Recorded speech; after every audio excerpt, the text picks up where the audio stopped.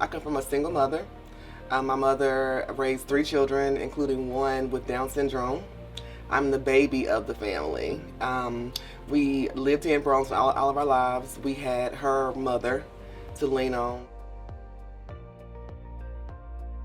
I went to Smith Elementary, the old Smith, when it was actually over by Holly Hill Mall. I remember, nothing but good times, fun times. Those were the times where we really didn't see color. Back then, in those days, in the 80s, it was predominantly a white school. And then I went on to Turntime Middle School.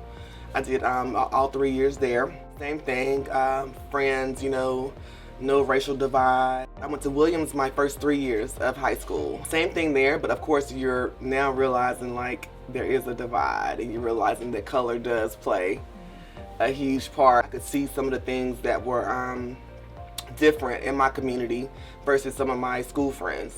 And then I actually ended up graduating from Cummings High School. Even being a African-American woman, I went to a predominantly white school like my whole life, even though I lived in East Burlington, right?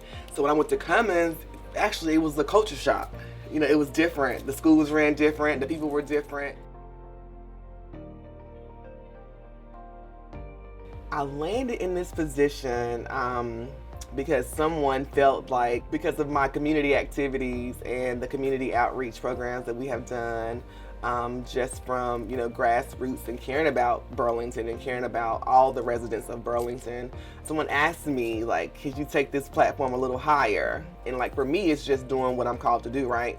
We all have a purpose. We all see a need. And I know how it feels to not have the resources and not have the finances in order to be as equivalent as your neighbor, as your other classmates. I feel like now being a part of the board and actually having, communication and having relationships with the board members, I think I can get more done than always being at the mercy of just asking as the community organizer.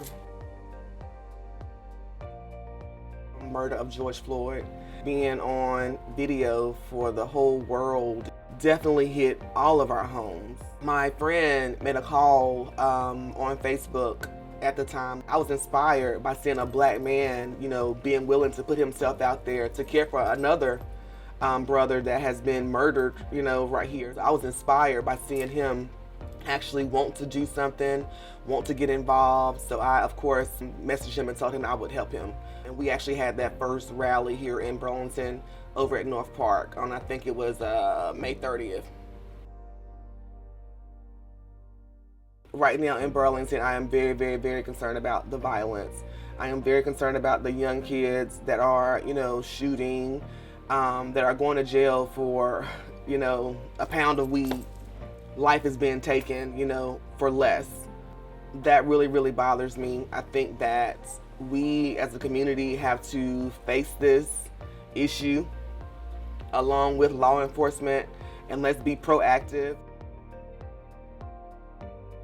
The relationship that I had with Chief Smythe, the Burlington Police Department's chief at that time in 2020, actually that made the world of difference. We've had long generations of not believing cops, knowing that they were not for us, or having that feeling that cops did not value our life. And then with George Floyd happening, of course, it's all just rising to the top. Like, they're still killing us, they're still murdering us, and now it's happening on national TV. So Jeff's relationship and I was a powerful point of contact, because even with all of that going on, because of the relationship that Jeff and I had established years ago, I still felt comfortable calling him.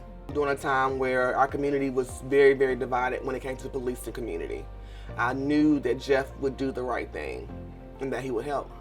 And I could still reach out to him as a black woman, as a community organizer, and as a liaison that I've been between community and police. So I had no hesitations. You got to think about it, in my grandparents' days, nobody was speaking on the the things that were actually happening to people of color. It wasn't even really acknowledged. I don't think that my goal and what I want for Burlington is any different than, the people that have came before me, that laid this ground to where now I can speak publicly about what I want to see, right? My vision for the future of Alamance County probably is the same dream that Martin Luther King had. You know, nothing much has changed.